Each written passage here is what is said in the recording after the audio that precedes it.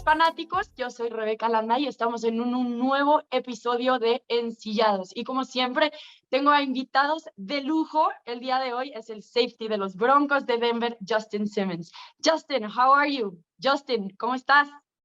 Hey, I'm doing great. Thank you so much for having me on the show. Muchísimas gracias por tu tiempo. Estamos muy emocionados de tenerte aquí. Sé que este fin de semana no fue exactamente lo que ustedes esperaban en el enfrentamiento contra las Águilas de Filadelfia y en general toda la temporada ha sido una montaña rusa para este equipo. Después de esta semana de bye, ¿qué crees que debe de hacer el equipo para tener un desempeño más constante? That's a really good question. It has been a roller coaster of a season and a lot of ups and downs. And I think the biggest takeaway that we can have for this bye week, going into it, is really a lot of self reflection, a lot of tough takes. Looking in the mirror and evaluating the tape and looking at some things that you probably have done well and some things that you probably haven't done, so well. And I think once you're able to evaluate that honestly and truthfully, those are the small things that you can do as an individual that will help the overall team. Obviously, we haven't been healthy either, which doesn't help. The bye week's coming at a good time, and even though it's been a roller coaster of a season, we have 7 games left. I think 5 of the 7 are divisional games, and we have a chance still to really take hold of our division and make a push here these last 7 games for the playoffs. Y justamente la división está todavía bastante abierta para cada uno de ustedes en el oeste de la Americana. Y lo mencionaste después del partido en las entrevistas y lo acabas de mencionar ahora, la importancia de verse en el espejo. Cuando tú ves a este equipo en el espejo, ¿qué ves? Yeah, when I'm looking at this team, I think I see exactly the point you hit on with the previous question is a lot of inconsistencies. And I think if we're going to play our best ball moving forward, when you're looking at the tape and having that self-reflection, we have to be able to we have to be able to look exactly at the film and know exactly what's going on. What was the mishap here execution wise, or what was the miscommunication here that caused the breakdown of a play. And I think once you can properly, look at that and, like I said, look at yourself in the mirror and say, like, was I given 100%, or was I locked in on the meetings that week, or was I locked in practice that week, or things like that. I think those are the things that are going to help execution wise in the long run for us with the 7 game stretch. And so inconsistencies are the biggest thing. And in order to fix that, man, we have to be able to finish this 7 week stretch off, the same way that we kind of like started the season, instead of having all these ups and downs. ¿Cómo describirías esta defensiva? Yeah, that's another good question. I think the way I would describe the defense is a lot like how we're just kind of having this interview, almost inconsistent, right? Like, I think there are times when we go out there and when we're playing our best football, man, it is dominant. And then there's times where the offense is just moving the football with ease. And I think the best example of that was, the last 2 weeks. We go to Dallas, one of the best offenses in the league. And, we have a pretty dominating performance. And, we come back home against a really good offensive Philadelphia team, and they're just moving the ball kind of at will, running, passing. They kind of just were doing whatever they wanted. And, those are the ups and downs, the inconsistencies that, like, we got to look into. Like, what did we do Dallas week that we didn't bring with us to the Philly week, right? And I think, like, taking a deeper dive into the look at that and really trying to figure out and examine, like, okay, these are the areas we need to improve in, and this is what is going to help us win football games. Execution calls, like, whatever the case may be, that's what we need to do.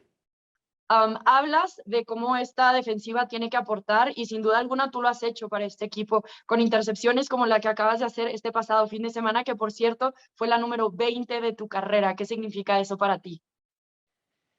Yeah, it was. I said in the interview, I didn't really. So going into the game, I knew, I needed one more interception for my 20th career interception. But when it happened on the field, it was at a point in the game. It was 20-13. It was late in the third quarter, we just got the interception and we were setting up our offense, with like a good amount of the momentum of the game, probably going down to tie the game up heading into the fourth quarter is going to be crazy.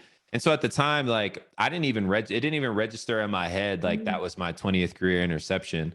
Then afterwards, after the game was over and unfortunately we lost, I had people congratulating me and I was like, oh yeah, I forgot. Like that's so you get so caught up in the game that, Yes. like you really don't pay attention or even recognize like what's going on. But it's such a cool milestone. Like that to me is such like elite company to be a part of. And I'm just like, I'm so thankful for all my coaches over, the past 6 seasons, my teammates, everyone that's a part of the Broncos organization.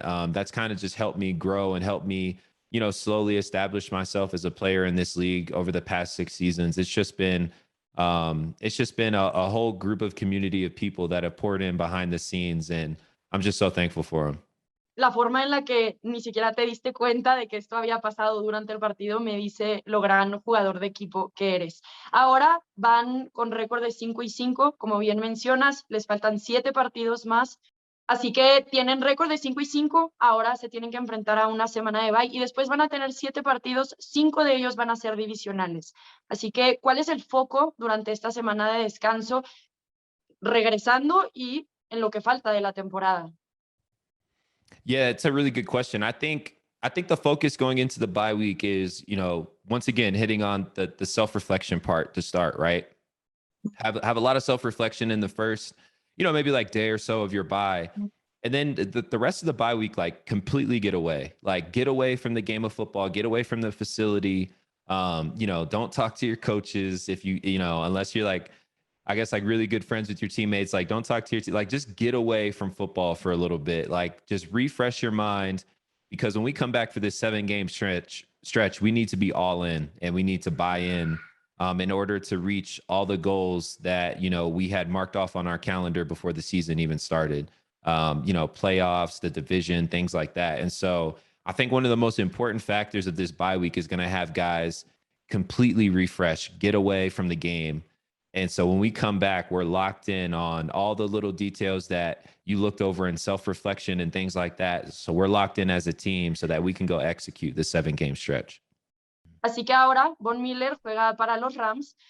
¿Cambió algo para ti en tu rol como líder de este equipo, de esta defensiva? Yeah. Vaughn leaving, I think, was tough on a lot of guys, especially the leaders in the room. Vaughn has this aura of leadership about him. He can kind of just take command of a room effortlessly, just because of the type of player that he is and the type of guy that he is. And so when the news broke that day, it was kind of bittersweet because we had just came off a big win, and the next day we find out a future first round Hall of Famer, a Ring of Famer, and more importantly, one of our best friends was being traded. And you quickly come back to the realization that this is a business. You get so caught up in seeing guys so regularly and being around the same people that it's unfortunately a business. And so for myself and for other leaders, we had to find ways to kind of each chip in different parts of leadership in terms of like us growing together as a unit. And there's been a lot of self-reflection from myself leadership wise. Some things I've had to do better, some things that I think I've done a pretty good job with, and it's just a big learning curve. Asked Vaughn for some advice. I've asked other guys on the team that have been in the league for a while, that have led teams, have led a group of men before, asked them for advice, asked some coaches for advice. And so it's been a big learning curve. And I think the ultimate thing to remember is that I don't think there's a final destination in terms of trying to find out how to be an effective and great leader. But just the journey throughout the process is what really defines that. And I'm just really looking forward to enjoying that journey with the team. No nada más eres un líder en el campo, también eres un líder de la comunidad y en tu casa siendo padre de 2 niñas. ¿Eso siempre fue algo para ti o cómo surgió? Yeah, my community work or efforts, they mean everything to me for really two reasons. The first is because I was once that kid that, just like was kind of always fighting against the grain, just choosing to do the opposite, choosing not to listen, this, that, and the other. And if I didn't have certain people investing into my life and, telling me how important I was, telling me how great of things I could do, there's no way I'd be where I am today. And that's all just giving back, those people just giving back into my life. And so I want to pay that forward to any and every person that is willing to listen or could use it, right? Like there's always that one person at every event that you hopefully just connect with, and that's one of the reasons, if not the biggest reason, why I love doing my community work. And second is any type of community work that I do, my family is a direct like beneficiary from it, like so Ujú. I'm always a big believer in being where my feet are. And I don't want to think long term like, well, I'm going to live here, so I'm not really going to fully invest in here, or I'm only here in Denver for like one more year, so there's really no point in doing all this work when I'm not going to be here. Like, okay, I'm here now and I want to invest in the now. And so Ujú. my daughters are here now, my wife is here now, like everything that I'm doing for the community, as great as it is, and it's for other people, like it's also like my family benefits from this stuff too, right? And I want to show my daughters, and I want to show other kids, like if there's something that you don't necessarily agree with or like you can be a difference maker in terms of wanting to improve your community for the better. And that's one of the second reasons why I do it, is because I'm also a beneficiary from my community, and I want to make sure that it's a safe and healthy environment for everyone. Así que bueno, sin duda alguna, todo lo que haces en la comunidad es agradecido por Broncos Country, por la comunidad hispana y latina. Muchísimas gracias, Justin, por tu tiempo. Thank you for being with us. Thank you guys so much for having me. I promise at the next episode, if I'm honored enough to come back on, I will work on my Spanish. I'll throw some Spanish, phrases in there every now and then, and we'll be good to go. But thank you guys so much for having me. I love all you guys, and hopefully look forward to seeing you guys soon. Lo esperamos con muchísimas ansias. Gracias a cada uno de ustedes por acompañarnos en un nuevo episodio de Ensillados. Yo soy Rebeca Landa, mi invitado especial, Justin Simmons. Nos vemos hasta la próxima.